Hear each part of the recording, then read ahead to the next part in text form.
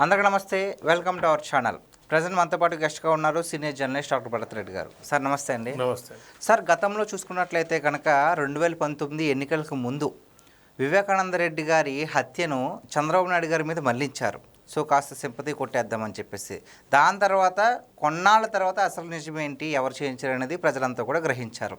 ఇప్పుడు liquor scam వ్యవహారం బాగా ముందుకెళ్తుంది, వైసీపీ మొత్తానికి పతనం అయిపోతుంది అనుకున్న సమయంలో ఇప్పుడు దాన్ని డైవర్షన్ చేయడానికి టీడీపీ హయాంలోనే ఇలాగా నకిలీ మద్యం చేస్తున్నారని చెప్పేసి జోగి రమేష్ ఆడిన ఒక ప్లాన్ ప్రకారం ఒక మొత్తం డైవర్షన్ పాలిటిక్స్ చేద్దామనుకున్నారు.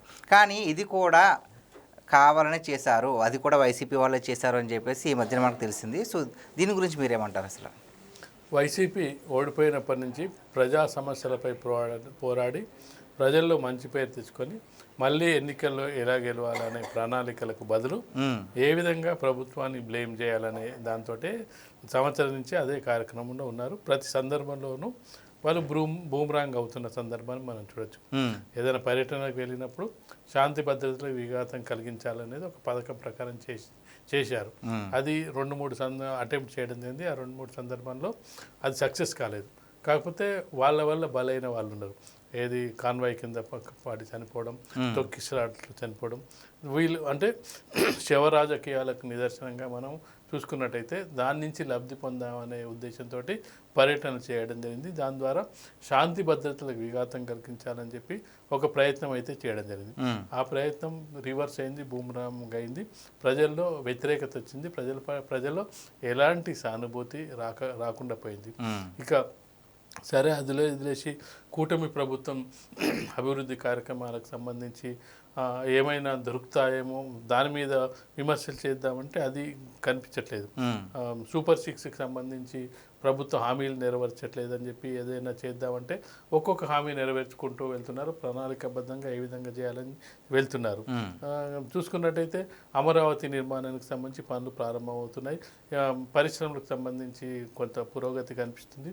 పోలవరం ప్రాజెక్టు పురోగతి కనిపిస్తుంది. కాబట్టి ఇవన్నిటి నేపథ్యంలో వైసీపీ ప్రభుత్వం గతంలో చేసిన దానికి భిన్నంగా ఇప్పుడు అభివృద్ధి వైపు, సంక్షేమం వైపు ప్రభుత్వం దృష్టి సారించడం జరిగింది. ఇలాంటి సందర్భంలో ఏదో విధంగా డిస్టర్బ్ చేయాలి. అంటే ప్రభుత్వాన్ని డిస్టర్బ్ చేయాలంటే ఏదో కార్యక్రమం జరగాలి. పరిశ్రమలు రాకుండా ఉండాలి. పరిశ్రమలు వెనక్కి వెళ్ళిపోవాలంటే ఏం చేయాలంటే శాంతి భద్రతలు సరిగా లేవు. ఆంధ్రప్రదేశ్ రాష్ట్రంలో కనుక ఒక భ్రమ కల్పించినట్టయితే పరిశ్రమలు రావడానికి కొంత జంకుతాయి. మనమే ఎక్కడైనా ఘర్షణ జరుగుతుంది, ఒక వాతావరణం ఉందంటే మనమే అక్కడికి వెళ్ళడానికి భయపడుతుంటారు.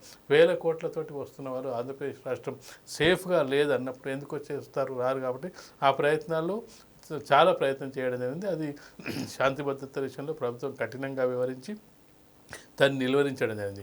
ఒకానొక దశలో పవన్ కళ్యాణ్ కూడా సీరియస్ అవ్వడం జరిగింది.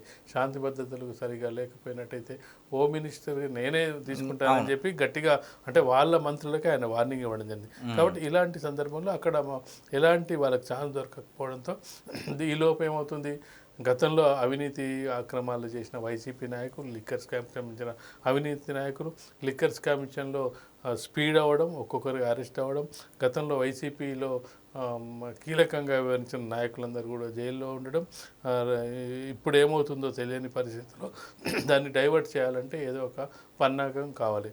అందుకు గత 2-3 నెలల నుంచి ఏం చెప్తున్నారు, రాష్ట్రంలో నకిలీ మద్యం ఏరులై పారుతుంది, నకిలీ మద్యం తాగి చాలామంది చనిపోతున్నారు అని చెప్పి వైసీపీ ఒక దుష్ప్రచారం చేస్తుంది. ఆ దుష్ప్రచారం సక్సెస్ కావాలంటే ఏం చేయాలి? అది రుజువులు చూపించాలి. ఆ రుజువులు ఏ విధంగా చూపించాలి?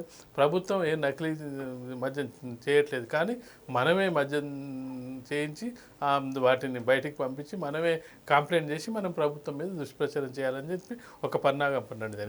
దానికి సంబంధించి ఏవైతే ఏవనగా ఉన్న జనార్దన్ రావు పూర్తి వివరాలు బయటపెట్టండి జరిగింది. వీడియో రూపంలో నన్ను గతంలో నేను నకిలీ మద్యం తయారు చేయడం జరిగింది. జోగి రమేష్ వాళ్ళ తమ్ముడు నన్ను పిలిపించి మాట్లాడి మరొకసారి నువ్వు నకిలీ మద్యం తయారు చేయడం అని చెప్పి ప్లేస్ చెప్పడం జరిగింది. ఆ ప్లేస్లో నకిలీ మద్యానికి సంబంధించి స్టిక్కర్లు కానీ ఎంబ్లమ్స్ కానీ ఇవన్నీ వాళ్ళే పంపించడం.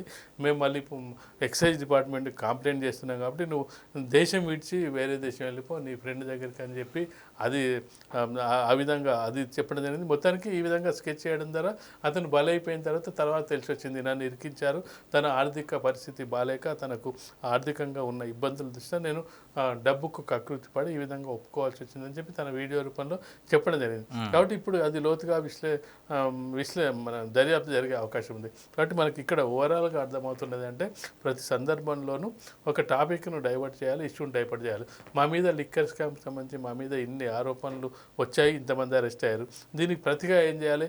రాష్ట్రంలో మద్యం ఏరులై పారుతుంది, నకిలీ మద్యం తాగి చాలామంది చనిపోతారు. దీన్ని కూటమి ప్రభుత్వంలో నెట్వేయాలంటే కూటమి ప్రభుత్వంలో ఎక్కడ కూడా జరగట్లేదు.